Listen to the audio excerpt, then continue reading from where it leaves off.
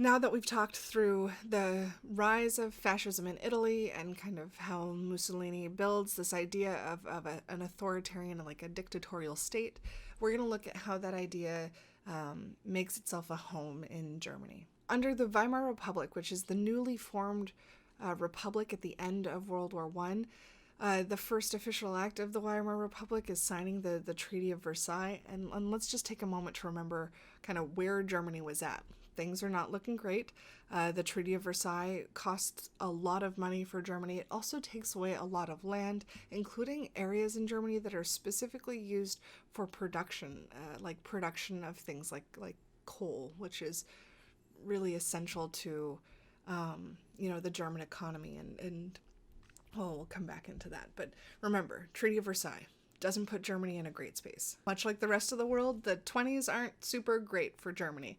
We've talked about rising tensions in the US, in Russia, and in Italy, and Germany is, no different. In fact, it's probably more extreme because of how devastated they are after World War I. So in 1919, we see a new German government, the Weimar Republic, and it does some pretty amazing things. It is by far one of the freest republics in the world. They have universal suffrage, which means that even women can vote, an ability that women didn't have in the US in 1919. We see a representative legislature known as the Reichstag, which is like the German parliament where representatives create the laws for the people. There are rights to free speech, freedom of travel, freedom of religion, freedom of assembly. There's a bunch of political parties. The government is really designed to give people a voice, and they have a publicly elected president who then selects a chancellor, and the president and the chancellor rule Germany together. However, despite it being like a gloriously beautiful, free republic, because most people viewed the leaders who signed the Treaty of Versailles as traitors, the Weimar Republic really has a hard time defining itself as a legitimate government because people didn't trust it. People didn't trust that the government was going to have the Germans' interests at heart. They looked at the Weimar Republic, made up of Germans, and saw, the Allies' influence, and they didn't necessarily think that the Weimar Republic was there to protect the people of Germany. And if you don't believe that your government is there to protect you, are you going to support them? No. And so the Weimar Republic has a really difficult time. On top of dealing with people not trusting them, Germany is also dealing with food shortages, especially because the naval blockade of the North Sea isn't lifted by Britain for another year. Unemployment is extraordinarily high, and inflation skyrockets, so much so that if you want to spend time looking at German inflation in 1920, it's bananas. It gets so bad that the price of dinner at a restaurant would change from the start of the meal to the end of the meal. That prices were rising so quickly because the government tried to print more money to solve a bunch of its problems, and so they thought, oh, we have to pay a bunch of people, well, let's just print a bunch of money and then we'll pay them with that. But that devalued the currency, and so each Deutschmark, each dollar basically bought less and less and less, to a point where in the photo on the bottom you can see in the photo on the bottom, I can never point in the right direction, you're just gonna have to figure it out. In the photo on the bottom, you can see those are $100 bills basically being used as scratch paper because it was cheaper to write on the backs of the money than it was to buy scratch paper. We also, with the rising inflation, see strikes and street violence and threats of extreme political change.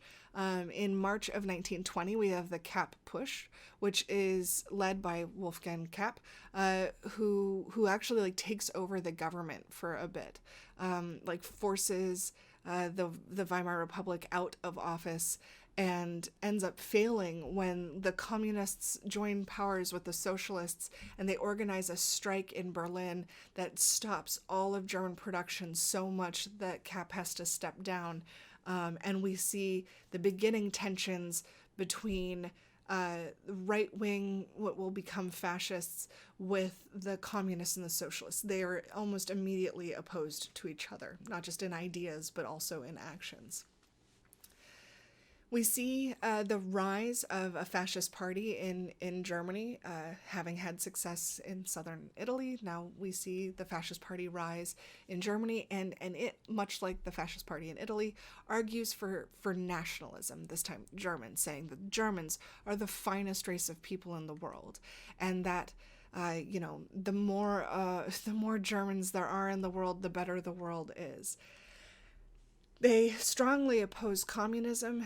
A fascist group loves an enemy, and the enemy of the fascists in Germany are the communists, because the communists are, going to be puppets of the Bolshevik Russia. That was one of the arguments made, that like communism wasn't going to serve the interests of the German people, it was going to serve the interests of Russia, and Germany and Russia don't have an exactly ideal relationship, and so that was a fear that really resonated with a lot of Germans, this idea of a Russian influence. Fascists were really arguing for restoring the pride of the German people. The Germans used to be a proud, fine people who made really big, wonderful industrial works, who had industrialized faster than any country in the world. But the loss of World War I is humiliating, and the Treaty of Versailles is salt on an open wound. And a lot of Germans felt shame, not pride. And the National Social Germans Workers' Party would... I want to say about this. The Deutsche Arbeiterparty.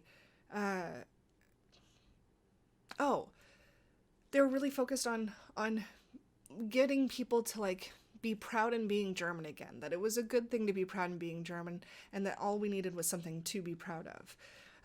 The Fascist Party presented a solution to the economic and social problems of Germany in the 1920s, saying that we know how to solve the unemployment. We know how to solve the shortages. And their solution was ignore the Treaty of Versailles, which limited the size of the military and weapon production in Germany, and just go back to being a militaristic state. Self-sufficiency was a huge central tenet to this idea of the fascist party in Germany, that Germany needed to get to a point where, as a country, they relied only upon themselves. In the fascist party, we see the rise of this man, Adolf Hitler, who we're going to very briefly talk about him as a person, and then we'll move forward. So Hitler is actually born in Austria. He's an Austrian German. He's not a German. And at 16, he drops out of public school in order to pursue a career in art. We have here 5 paintings, all Adolf Hitler originals. When he applies to the art school in Vienna, he is rejected, and then he applies a second time, and he's rejected a second time. A modern art critic looked at the portfolio of Hitler, all of Hitler's works, and didn't know that it was Adolf Hitler. And the conclusion that person drew from looking at all of the paintings that Hitler had made was that this human has a profound disinterest in people.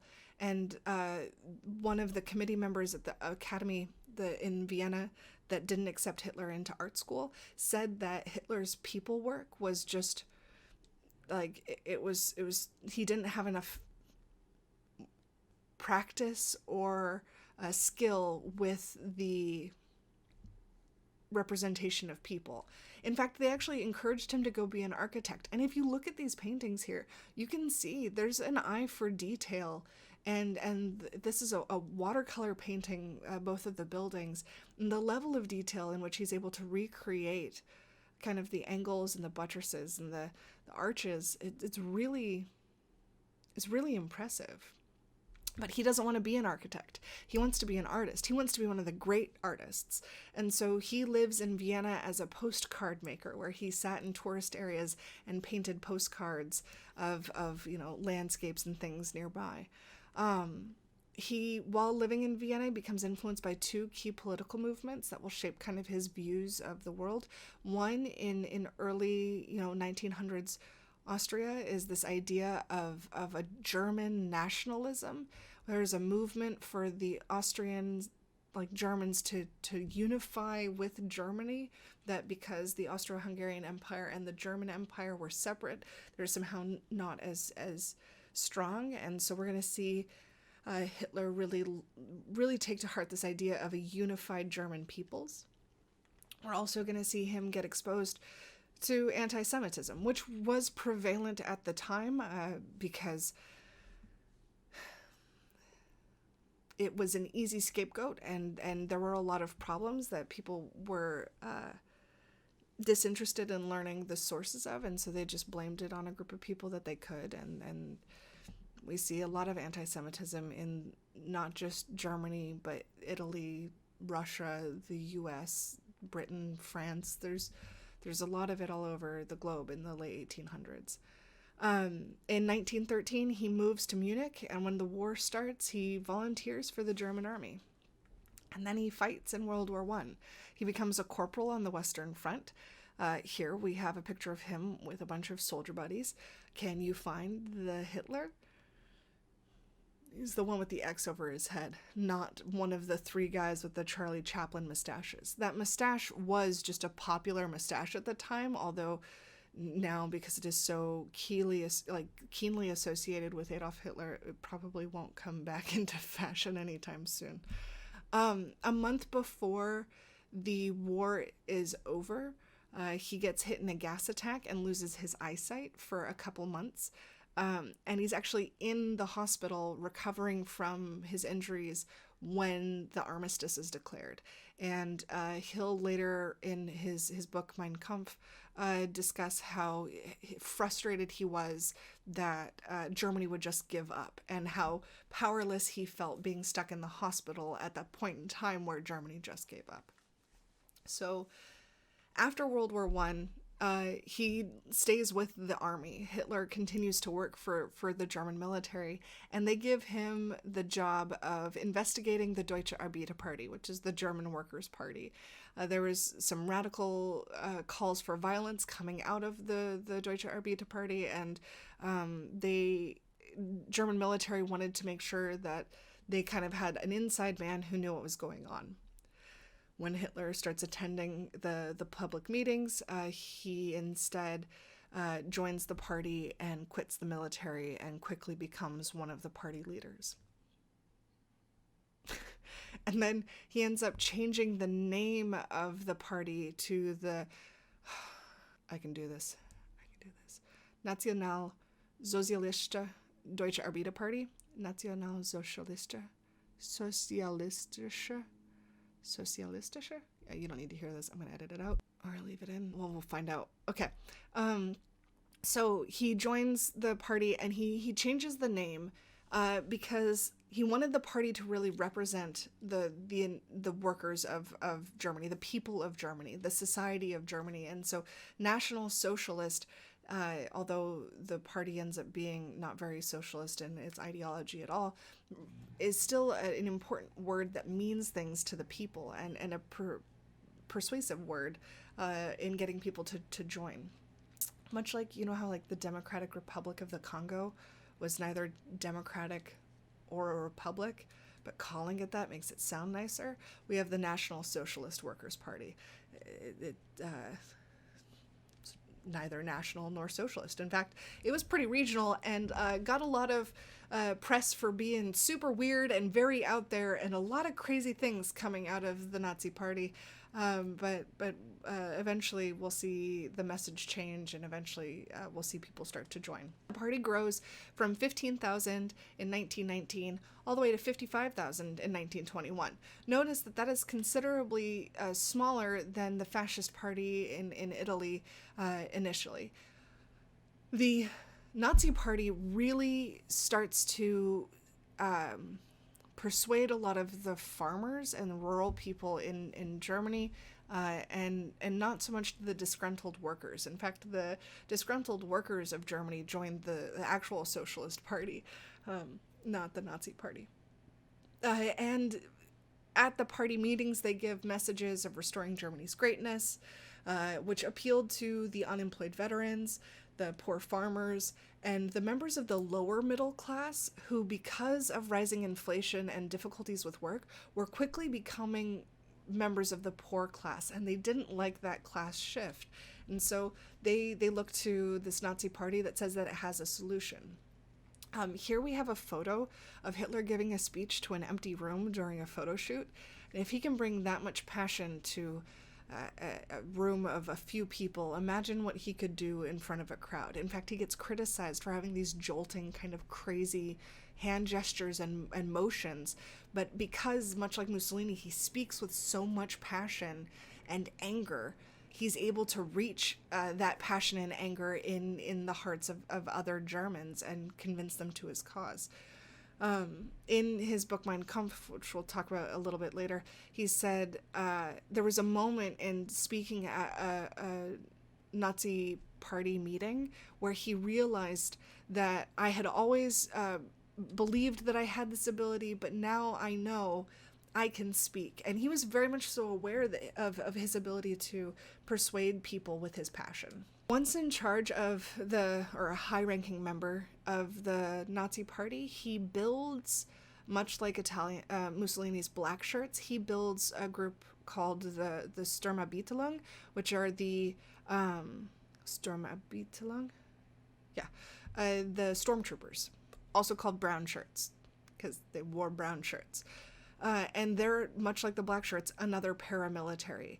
So here they're wearing a uniform, even though they're not connected to the government or anything like that.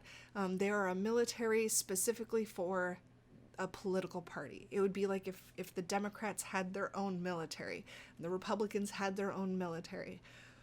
One of the questions that I would have is, why does a political party need a military?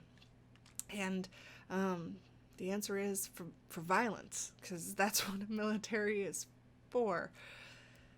In 1921, Hitler brings together unemployed soldiers, people who are against the Treaty of Versailles, and people who are supporting this idea of a unified Germany, and he starts to build his own private army.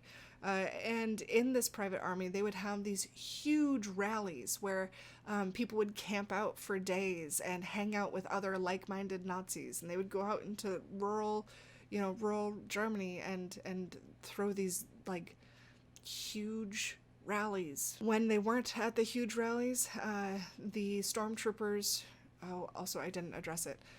Fun fact, George Lucas did not come up with the word stormtroopers, and he didn't name them stormtroopers by accident.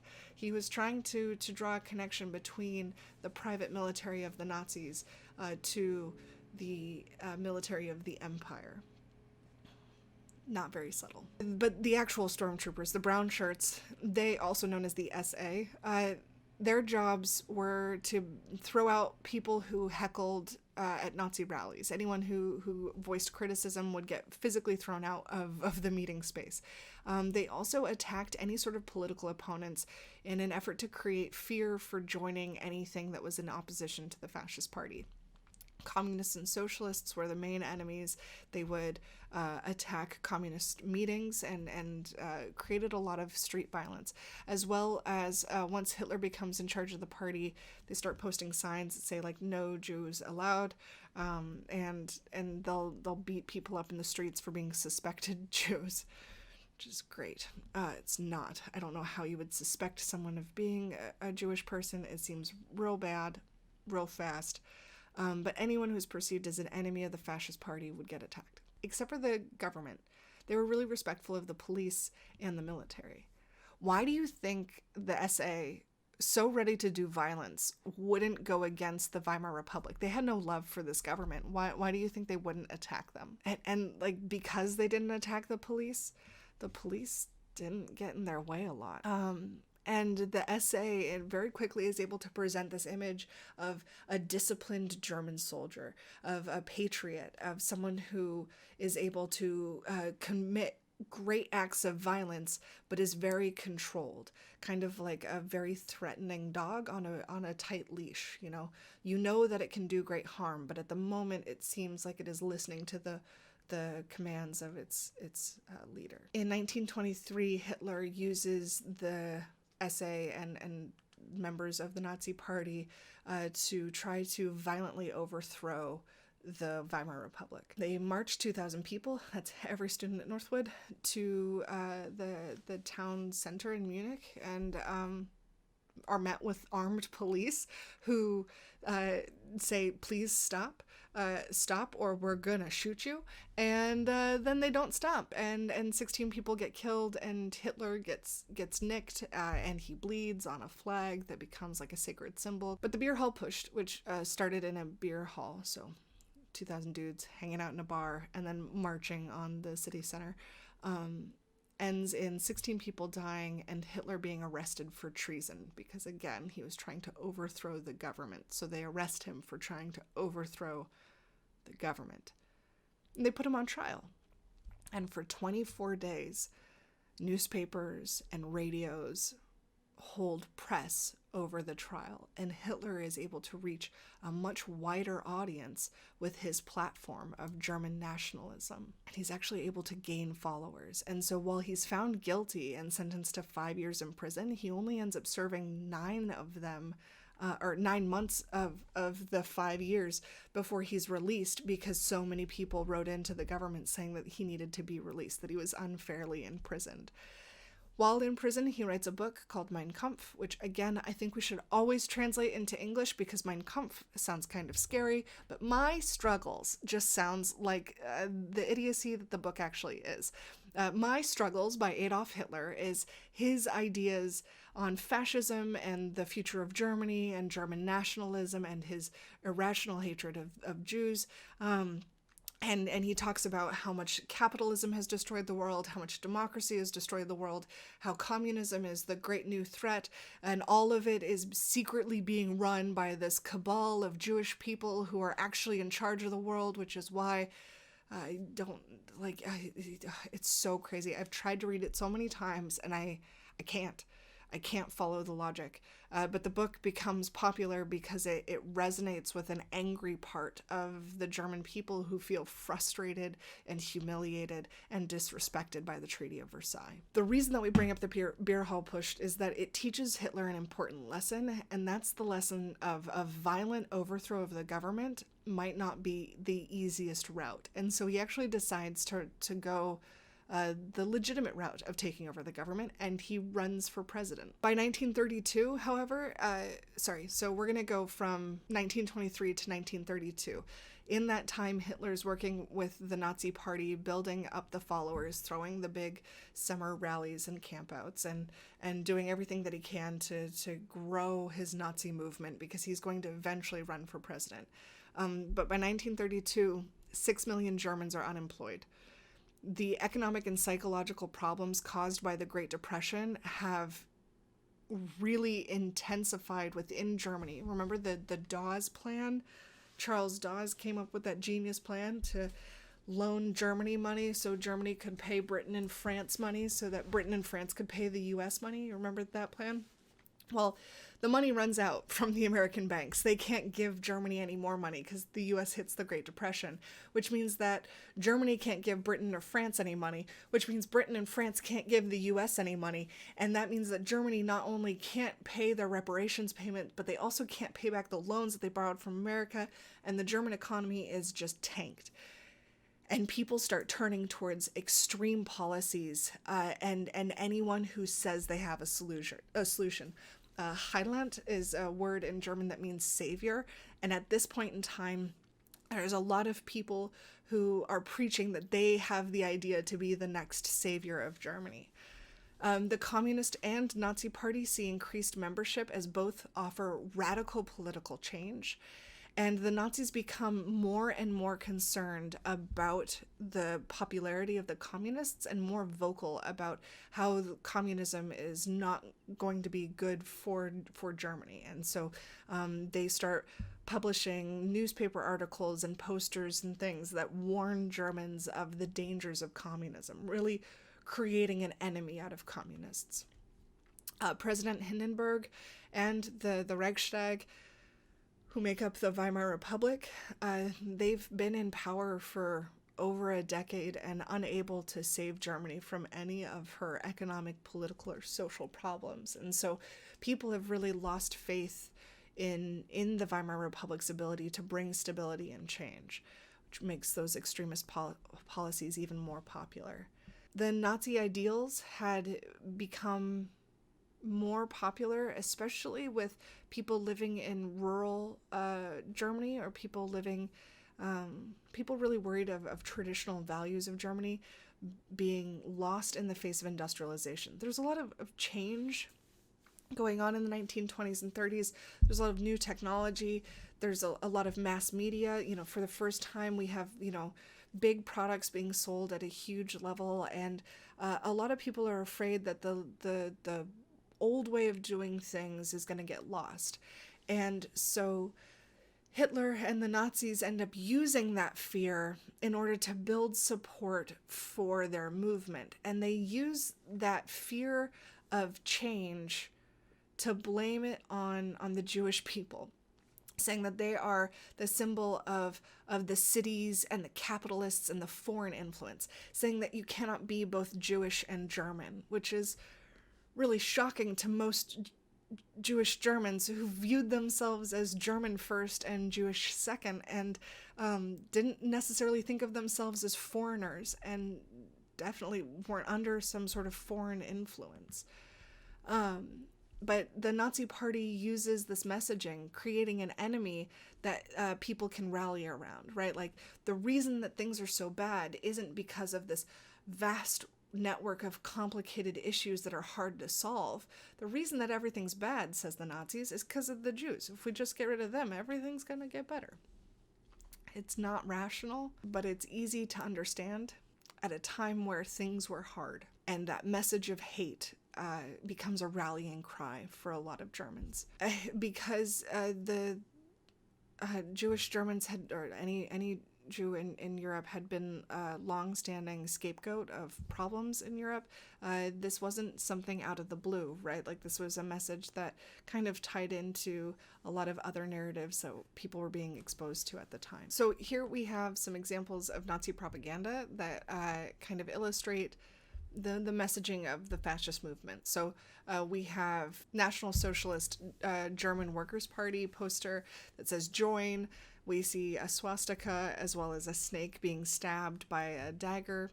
We have "Break the Dawes Chain," which, one of the things that the German Workers' Party promoted was this idea of German self-sufficiency, and that they didn't need any sort of foreign influence, and that the Dawes Plan had actually hurt the German people.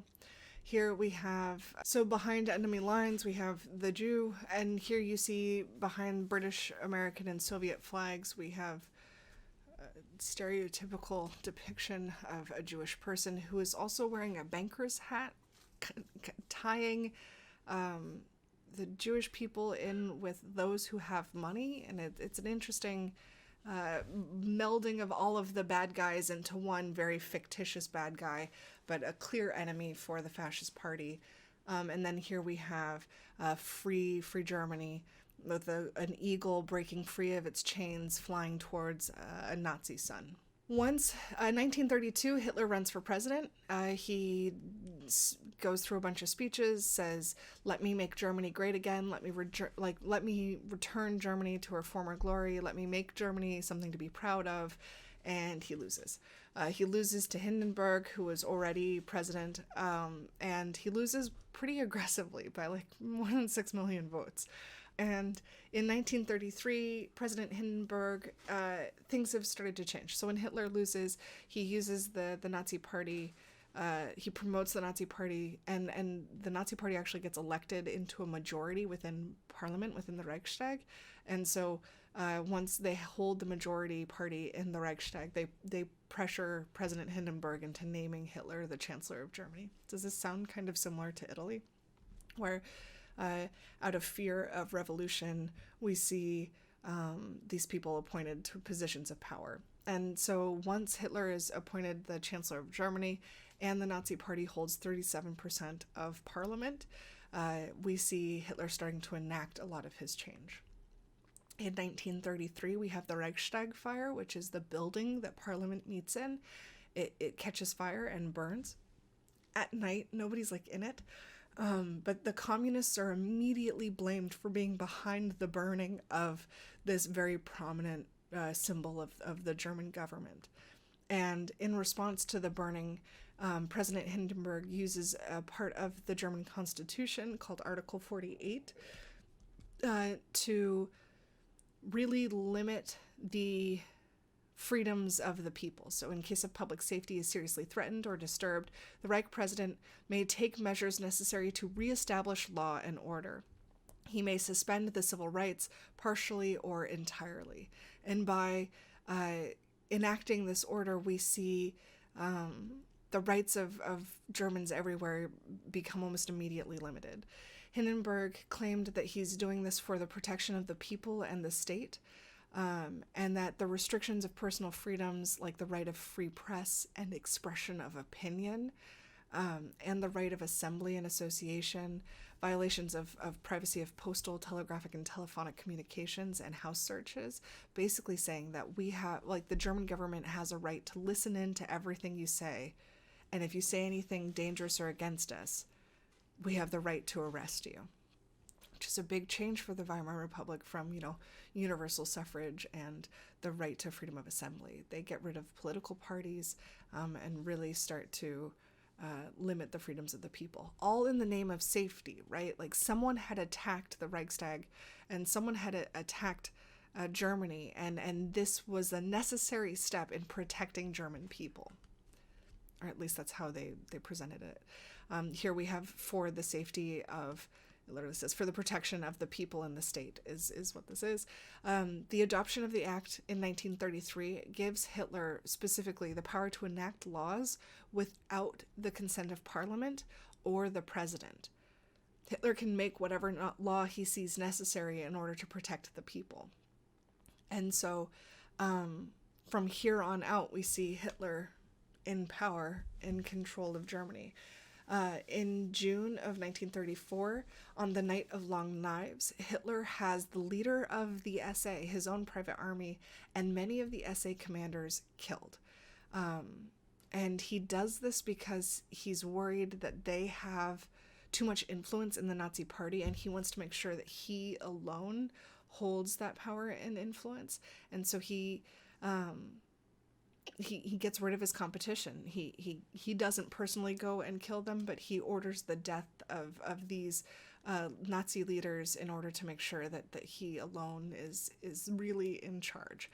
And then he creates the Schutzstaffel, which is the SS. It's an elite troop of soldiers who pledge their loyalty to Hitler and act as Hitler's private army. So the SA is the Nazis' private army, and within the SA we have the SS, which are Hitler's personal soldiers. Then Hindenburg dies in August of the same year, and Hitler makes a law that combines the president and the chancellor. I was going to say Prantzler, but that's not a real word. The president and the chancellor into one office, and he gives himself the title of leader or Führer. He also makes Heil Hitler, a legally required greeting. So if you are meeting someone else in the street, you have to meet them with a Heil Hitler. And if you don't, you're breaking the law, and you could be fined or arrested for failing to say hello in the government-mandated way, as a real strict limiting of freedoms.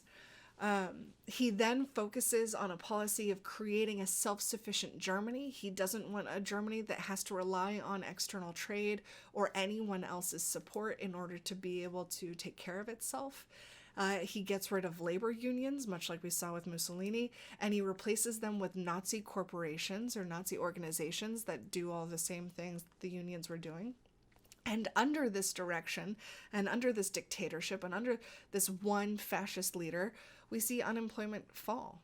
The jobless Germans go to work on huge public works projects.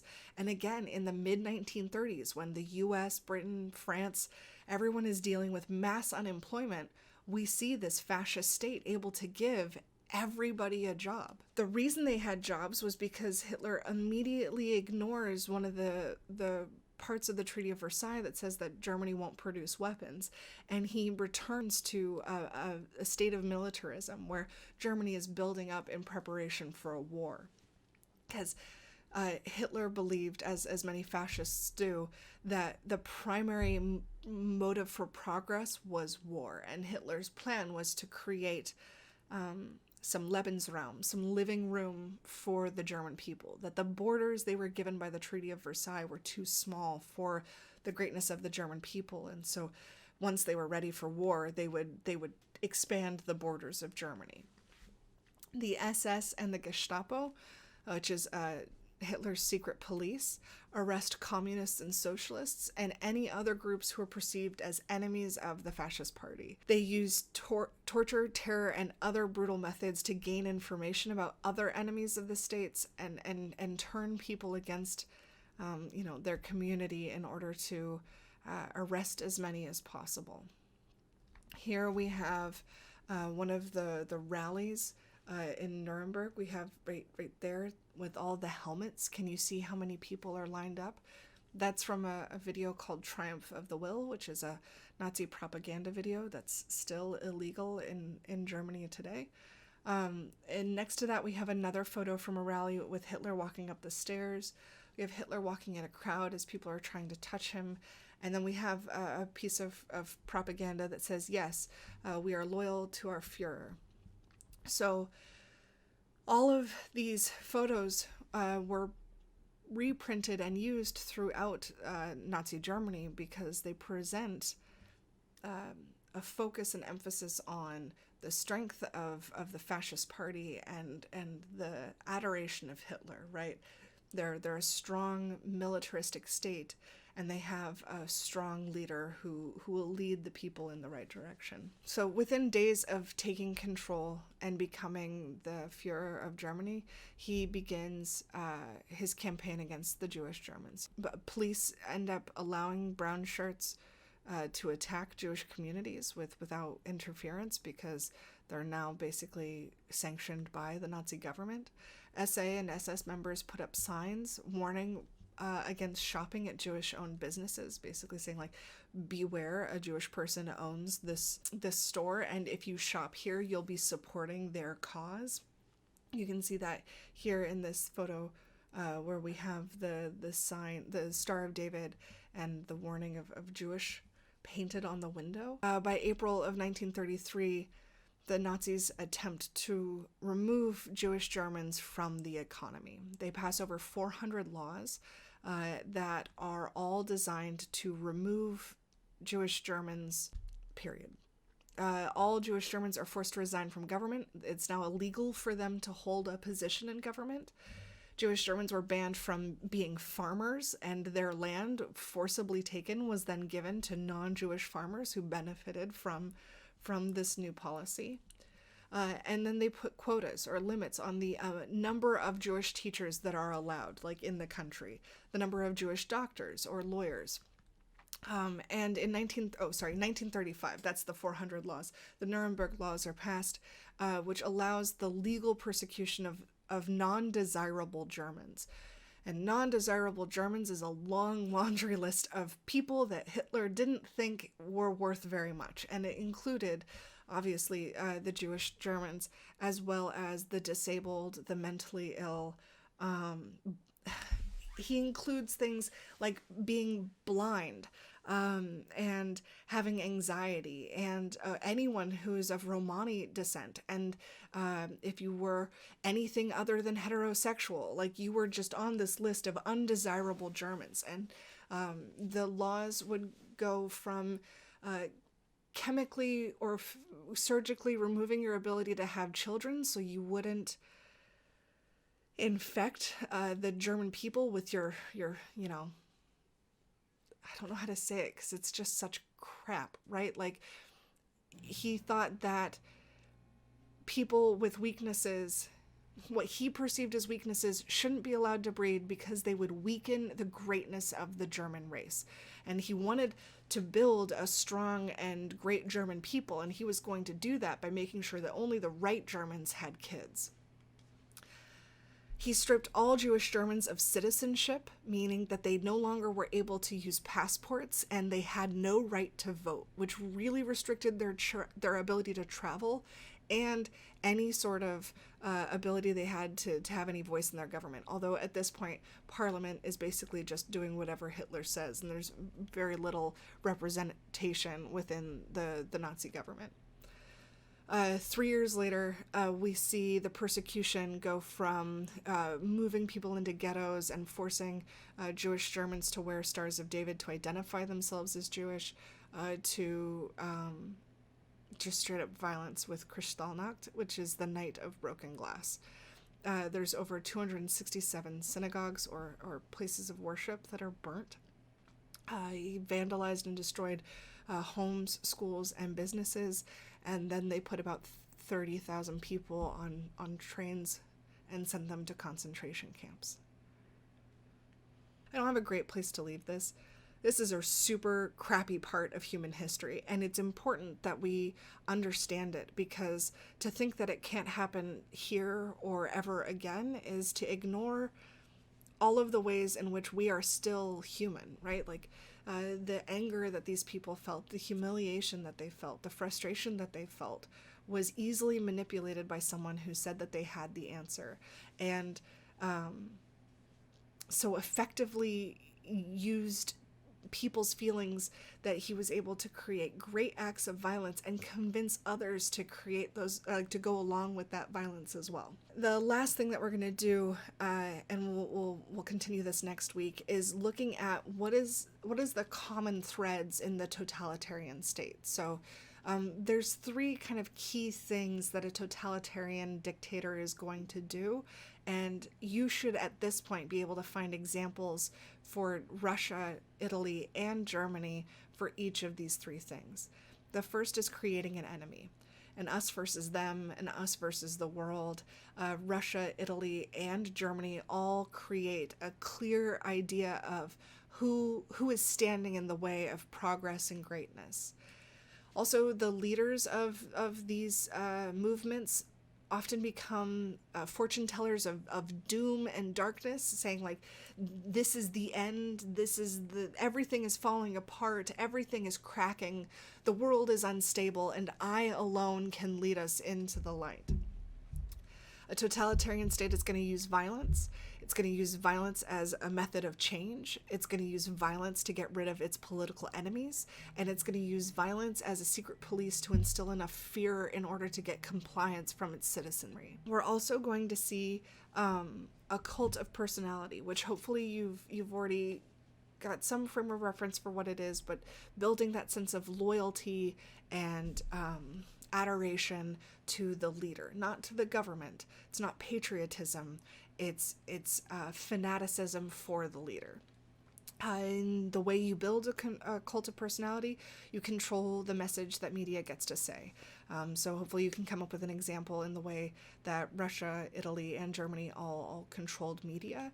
The use of propaganda, the indoctrination and cult of youth. We didn't even touch on Hitler Youth. Much like Mussolini, Hitler is going to create youth groups where children are taught to fight, and boys are taught to fight and run military, and girls are taught to get married young and have lots of babies and raise that next generation of Germans.